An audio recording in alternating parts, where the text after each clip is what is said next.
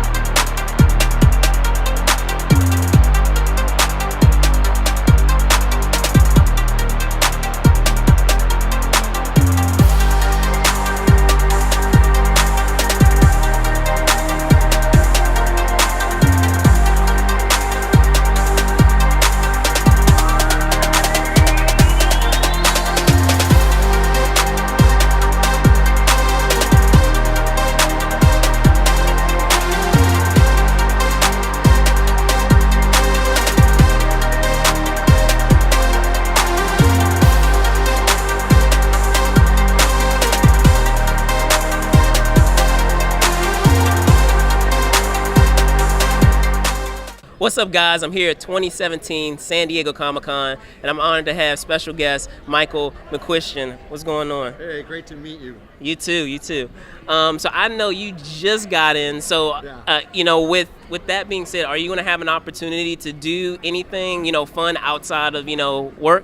Oh, it's all fun. Oh my God, this whole place is nothing but fun. Right. I'll be able to check out some of the exhibits, I think, in just a little bit. But my favorite thing is always seeing the cosplay guys. Okay. So I'm looking for some people that will represent what I'm here for, which is that premiere that we're going to talk about. Okay, so, yeah. Awesome. Now, with Batman, there's such intense fan base when it comes to superheroes, particularly with Batman. So, with that in mind, was there any concern on your part of being able to live up to that, especially with a lot of the scores that have preceded in other forms of media? Well, I've been at this whole thing with Batman for a while because I Right. started with Batman the Animated Series a long Right. time ago. And the cool thing is that tonight's premiere is pretty much a continuation, or I guess not a continuation of, but it sort of lives in the same universe, right? The same Timverse, if you want to call it. Sure, that. So that's great. A completely different take on that, but no,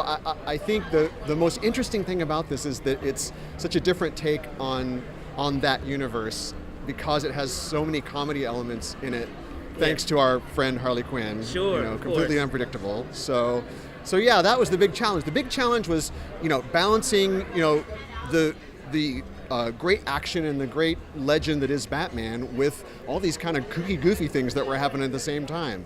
So, we did our best. I think it turned out great. Okay, and awesome. Well, with that being said, actually is a good jumping off point. With Harley, there's such an amount of humor just by having that character in the mix. Sure. But at the same time, with Batman, there's a great deal of gravitas and trying to balance that. And a lot of times when you're bringing in any comedic elements, it can kind of distract from, the some of the Right. dramatic elements. So Sure. was that a challenge in doing the score? Absolutely. I got to hand it to Bruce Timm because this was a real collaborative effort. We went back and forth several times, and I work with two other composers, Lolita Ritmanis and Christopher Carter. Yeah.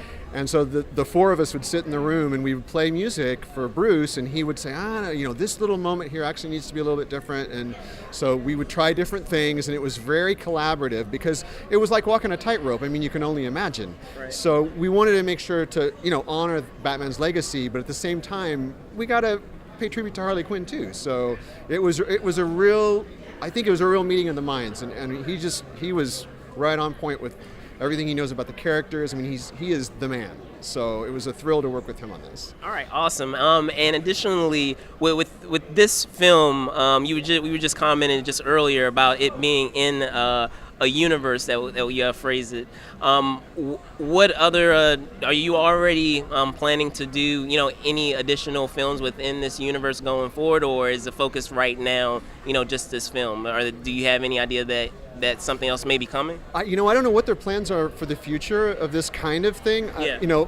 This was such a relief for us. Last year we did The Killing Joke, Right. and so Yeah. I was like, oh my God, what are we going to do after that? And so then Bruce asked us to do this, and it was like, oh, great, something completely different. So I'm not sure where they're going to take this kind of idea and this kind of idea of the continuation of that universe in whatever way, but I think it's a great idea. I think it's a great thing to do. All right, awesome. And lastly, I always like to touch base with composers and ask, how they got involved in the field that they got involved in, because you hear so many stories. Some folks come from the music world, some folks come from from a world of education, of doing all the stereotypical avenues that you expect if you're trying to pursue a field in music. So what would be your suggestion with all the different things that are available to people out there that may be trying to pursue the same field?